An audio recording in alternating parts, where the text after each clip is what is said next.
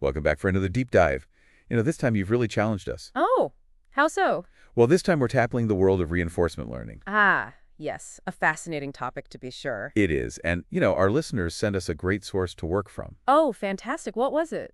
Chapter 11 from the book, Databook RL-pages-pages.pdf. It really goes in depth on how machines can learn from their experiences. It's like training a dog, but with algorithms. Instead of treats. Right, exactly. And whether our listeners are prepping for like a tech meeting or just curious about AI, I think this deep dive will be super useful. I agree. We'll extract the 4 ideas for everyone. And what makes them so interesting, one of the things that always grabs me about reinforcement learning is that it pulls from both control theory and machine learning. Interesting. It's really about creating these agents, which could be, robots or just lines of code that can learn to make these smart decisions in really complex environments. I see. So how does this learning actually work? I'm picturing, a robot just kind of fumbling around trying to figure things out.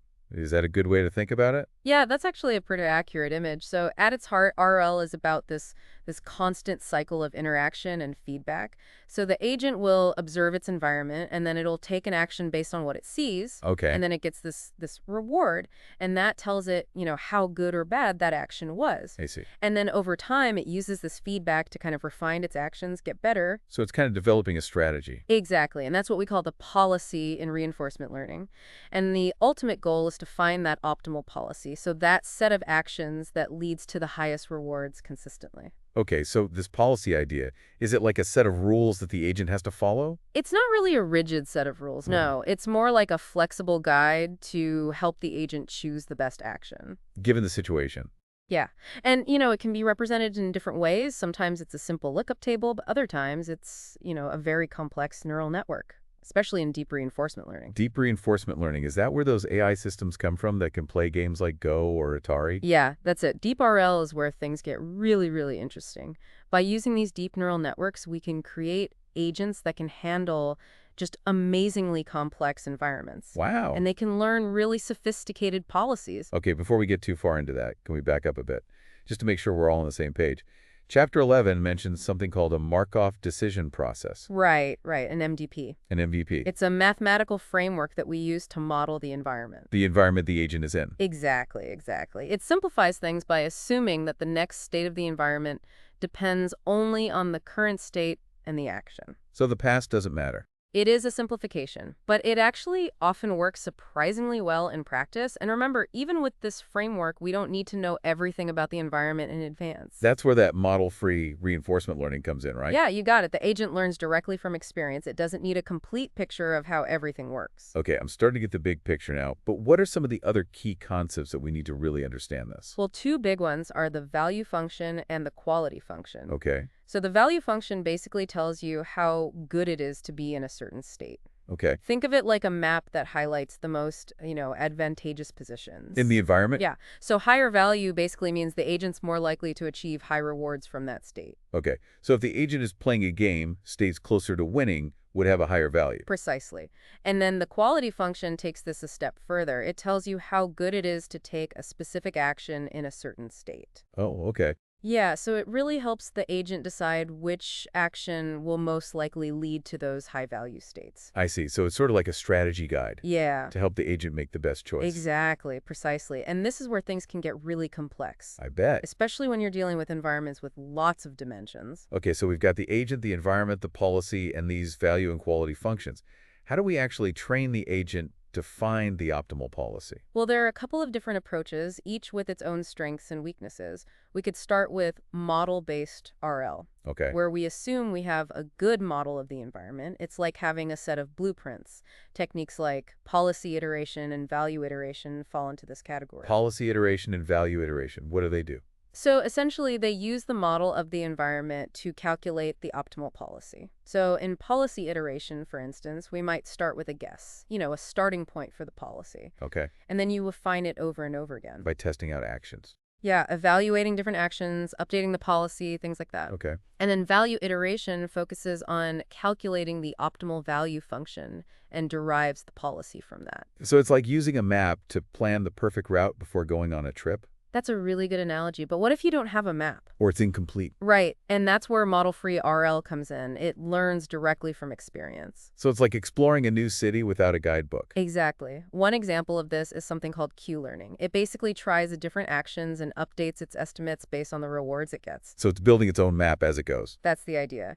This approach has had some really impressive results, especially when it's combined with these deep neural networks. Okay. But before we get into that, there's another important concept, the exploration versus exploitation dilemma. Ooh, that sounds intriguing. Tell me more. Exploration versus exploitation. It's like that question.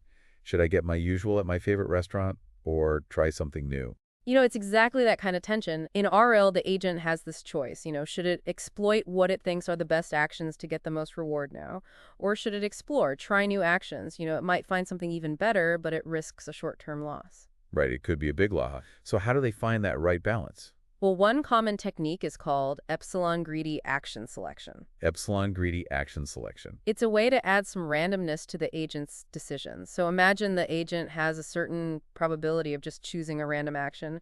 We call that epsilon. Okay, so epsilon is like how curious the agent is. Exactly. A higher epsilon means it's more adventurous, and over time, that epsilon value usually decreases. So at the start, it explores more, and then as it learns, it exploits its knowledge. Yeah, it's like starting broad and then narrowing the focus as you learn. But figuring out which actions actually lead to those rewards, especially when those rewards are delayed, it's tricky. You mentioned the credit assignment problem before. How do researchers solve that? Well, one effective solution is experience replay. It lets the agent learn from past experiences. Oh, so it's like watching game replays to analyze past moves. A great analogy. So in techniques like Q-learning, the agent can store what we call a replay buffer, all the previous state action reward sequences. So like a library of past moves. Yeah, exactly. By revisiting those experiences, the agent can start to understand which actions really contributed to those delayed rewards. It's like putting a puzzle together. So it helps connect the dots between actions and long-term results. Exactly. And that makes the learning process much more efficient. That's so cool. It's always learning and improving its understanding, even from experiences that weren't the best. What about imitation learning? That sounds a bit different. It is. Imitation learning takes inspiration from how humans and animals learn by observing others. So it's like an apprentice learning from a master. Yes, precisely. A robot could learn to assemble something by watching an expert. Or a self-driving car learns by analyzing data from human drivers. Wow. So it's like it gets a head start by leveraging existing knowledge. Exactly. It can really speed up the learning process. It's a powerful technique, especially when it's combined with other RL methods. Okay, so we've got model-based, model-free, and imitation learning.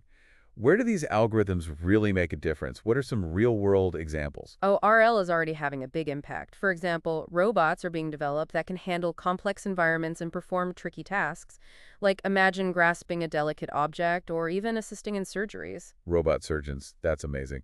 What else? Self-driving cars are using RL to make decisions in traffic. You see it online with personalized recommendations. Oh yeah, to make sure you're seeing stuff you're interested in. Exactly. And even in finance, RL is being used to make better investment strategies. Wow. It's impacting so many industries. It really is, and we can expect to see even more amazing applications as the field keeps growing. But to really understand RL, we need to go a little deeper into the algorithms themselves. Okay, I'm ready. Let's get technical. Great. Let's talk about policy gradient optimization. This is a real game changer in RL. Okay, what makes it so special?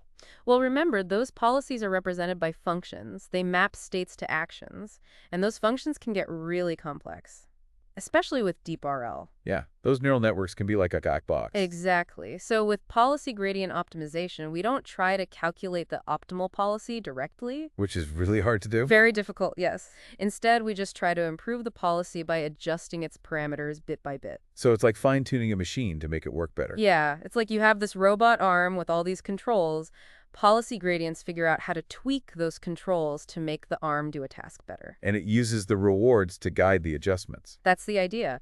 It's proven to be a very powerful approach, especially when combined with these deep neural networks. Deep policy networks. It sounds like really intelligent machines. They are. By using neural networks, we can handle those complex environments and learn really sophisticated strategies. It's like giving the agent a super brain. How do we actually make those adjustments, though? How do we know which way to adjust the parameters? Well, that's where gradients come in. A gradient tells us the direction of the steepest ascent for a function. I vaguely remember gradients from calculus. Something about slopes Right. So if you imagine the reward function as a landscape, the gradient points uphill. towards higher rewards. Exactly. So we're trying to climb that reward hill by adjusting those parameters. So it's like hill climbing, but we're moving in this space of policy parameters. Yes. And there are different algorithms like reinforce,